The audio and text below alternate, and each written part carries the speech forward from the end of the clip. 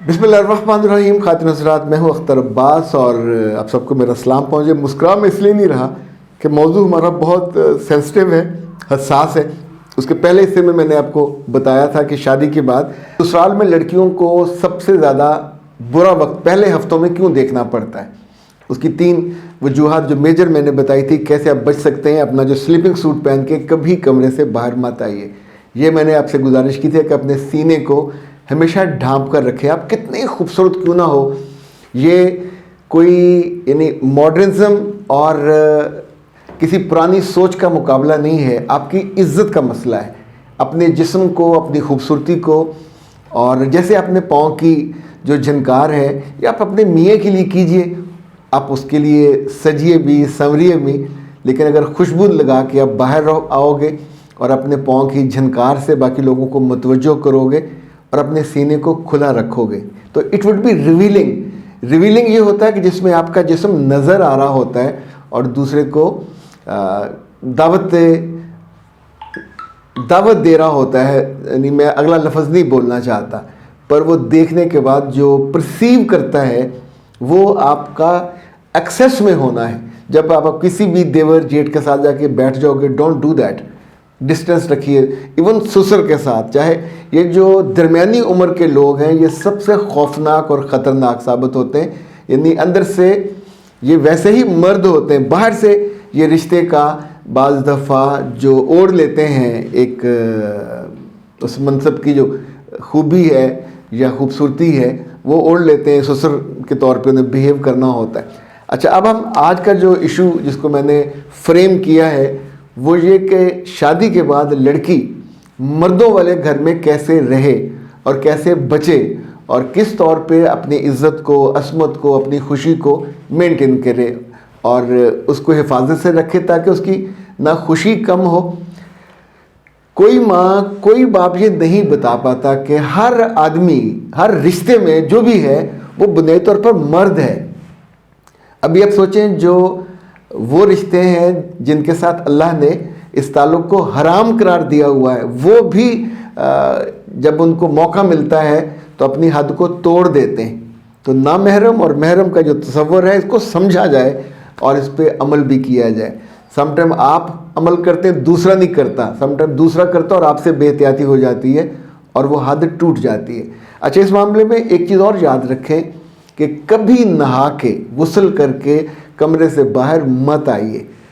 نہانے اور گیلے بالوں کا مطلب وہاں کوئی خاتون ہو، مرد ہو یا بوڑھا ہو، یہ اس بات کی گواہی ہے کہ آپ نے رات یا صبح اپنے میاں کے ساتھ محبت کا تعلق بنایا ہے. پنجابی میں جو بھی لفظ کہتے ہوں، اردو میں جو بھی لفظ کہتے ہوں، بنیادی طور پہ اٹ واز میکنگ لو، اور یہ اس کی گواہی ہے. تو شادی شدہ لڑکی، نئی شادی شدہ لڑکی کی جس چیز پہ سب سے زیادہ نظر لگتی ہے وہ اسی گواہی پہ لگتی ہے. آپ کی جٹھانی کی ہاں نکلے گی، آپ کی جو نند ہے اس کی ہاں نکلے گی، کیونکہ شادی کے کئی سالوں کے بعد لوگوں کے رشتوں میں نہ وہ تازگی ہوتی ہے، نہ جاذبیت ہوتی ہے، نہ گہرائی ہوتی ہے اور نہ ہی محبت ہوتی ہے. تو جب وہ اس پورے منظر کو دیکھنے کے بعد پرسیو کرتے ہیں دور تک، تو وہ چیزیں تصور کی آنکھ سے دیکھتے ہیں جو ان کو نہیں دیکھنا چاہیے. اگر آپ کو غسل کے بعد، اس لیے غسل جنابت کہتے ہیں کہ جب بھی آپ اپنے میاں کے ساتھ محبت کا تعلق، انٹرکورس یا جسے ہم بستری کہتے ہیں، وہ کر کے باہر نکلو نہا کے، تو کبھی اپنے آپ کو روکیں، اپنے بالوں کو خشک کریں. ڈرائر کا اپنے اچار ڈالنا ہوتا ہے، ڈرائر لے کے جاتے ہیں، وہ رکھ کے سنبھالا رہا تو کیا وہ اپنے اس کو کہاں مارنا ہے. اپنے بالوں کو خشک کریں، تب آپ کا دروازہ بند ہونا چاہیے.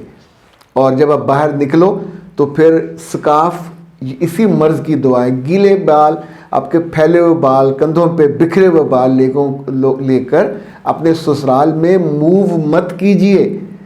جہاں آپ کا دیور ہوگا، جہاں جیٹھ ہوگا، جہاں سسر ہوگا، چونکہ اس کے بعد کی جو شکایت ہے وہ پھر وہ شکایت ہوتی ہے جس کا کوئی ازالہ نہیں کر سکتا. آپ کو رشتہ چھوڑنا پڑے گا، وہ گھر چھوڑنا پڑے گا، اور وہ سارا تعلق جو 2 خاندانوں کا بنا تھا وہ ٹوٹ جائے گا. اس کی آغاز ان کی طرف سے نہیں ہوتا، آپ کی طرف سے ہوتا ہے. چونکہ جن چیزوں کو ریویل نہیں کرنا چاہیے، ننگا نہیں کرنا چاہیے، اریاں نہیں کرنا چاہیے، جب بچیاں ان کو وہ شاید اس کو اپنی آزادی سمجھتی ہیں کہ سب لوگ بڑے پیار سے مل رہے ہیں، خیال سے مل رہے ہیں، تو میرے بچے ان کی نیت، ان کا دل کا ارادہ، اور خاص طور پہ جو جن سے جڑا ہوا ہوتا ہے، ایون جو اللہ رسول سے ڈرنے والے ہیں، جو بظاہر نماز پڑھنے والے، اور پوری ان کا دل بھی شیطان کے حملوں کا آسانی سے گھر بنتا ہے۔ جب تک ہم زندہ ہیں شیطان آئے گا۔ بہت کم لوگ ہوتے ہیں جو اپنی نظروں کو سنبھالتے ہیں اور اس رشتے کا پاس رکھتے ہیں۔ پہلے زمانے میں تو بہت کم یہ شکایت ہوتی تھی، پر اب بہت زیادہ ہے، اور اس کی وجہ یہ کہ لوگوں نے ڈراموں میں، فلموں میں عورت کی خوبصورتی کا ہر منظر دیکھ رکھا ہے، تو جو ہی انہیں کوئی اچھی خوبصورت فریش لڑکی نظر آتی، چاہے اپنے کسی خاندان کے رشتے کی ہو، سگا بھائی ایفرٹ کرنے سے باز نہیں آتا۔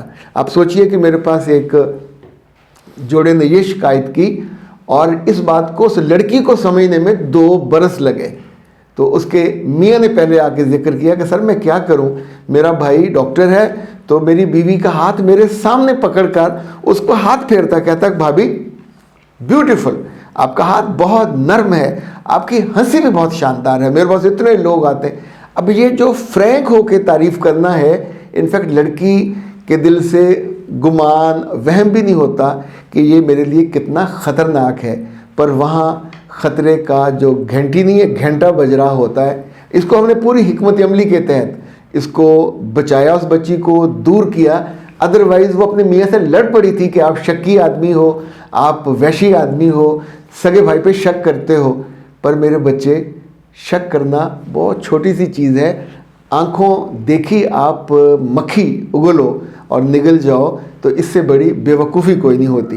اسی طور پہ اگر سسر قریب کی سے گزرتا ہوا کبھی آپ کے گالوں کو ہاتھ لگائے، کبھی گردن پہ ہاتھ لگائے، پھر اگلا مرحلہ وہ آپ کی کمر کو چھوتا ہوا گزر جائے گا، ساتھ کھلکھلائے گا، ساتھ کہے گا کہ بہت خوبصورت لگ رہے ہو۔ سسر کا یہ کام نہیں ہے کہ اپنی بہو کی اس طرح کی تعریف کرے، یہ تعریف صرف میاں کا استحقاق ہے، اور جب آپ اس کے استحقاق کو کسی اور طرف دیتے ہو تو ظاہر ہے وہاں آپ کا خطرہ۔ گھر میں ایک چیز اور بہت خیال رکھیں کہ جب آپ کے ڈیز ہوں تو ڈیز والا کوئی پیڈ، کوئی کپڑا نہ ڈسٹ بن میں ہونا چاہیے، یا تو اس کو فوراً کسی لفافے میں بند کر کے گانٹھ لگا دیجئے۔ اسی طور پہ جو آپ کی محبت کے تعلق کے بعد جو کپڑا گیلا ہو، ویٹ ہو، اس کو کبھی کسی کے ایکسیس میں نہ دیں، اس پہ جادو بھی ہوتا ہے، نظر بھی لگتی ہے، اس کو فوراً دھو دیجئے، اس کے لیے الگ ٹاول رکھیے۔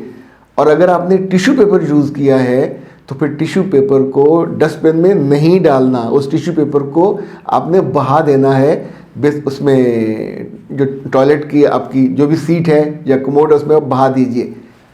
جن چیزوں کے بارے میں آپ سوچتے ہو بہت ٹائنی سی، بہت مائنر سی ہیں، جہاں مردوں والے گھر میں ہوگے، ایون آپ کے بال آپ کے برش میں نہیں ہونے چاہیے، آپ کا کوئی انڈر ویئر، انڈر گارمنٹس آپ کے باتھ روم میں نہیں لٹکا ہونا چاہیے، کوئی اتفاق سے آ جائے یا جان بوجھ کے آ جائے، اس کی جو سمیل ہے وہ اشتہا انگیز، وہ شہوت کے لیے اور بری سوچ کے لیے، یا ایون آپ پہ اٹیک کرنے کی پلاننگ کے لیے۔ اور جب آپ پہ کوئی گھر کا رشتہ، کوئی سسر یا دیور یا جیٹھ، ایون نندوئیے یہ اٹیک کریں، بعض دفعہ اس کا آغاز یہاں سے ہوتا ہے کہ آپ لیٹے ہوئے، سوئے ہوئے، تو پاس سے گزرتے ہوئے آپ کے پاؤں کو چھوتے ہوئے گزر جاتے ہیں، اور آپ اس وقت جانتے ہوتے کہ اس نے چھوا ہے، آپ اسے کنکھیوں سے دیکھتے ہو اور چپ رہتے ہو۔ دس از دا ٹائم جب آپ کو مجھ سے رابطہ کر لینا چاہیے، تاکہ آپ کو اس کی اسٹریٹجی بنا کے اس عذاب میں پڑنے سے پہلے روک لیا جائے۔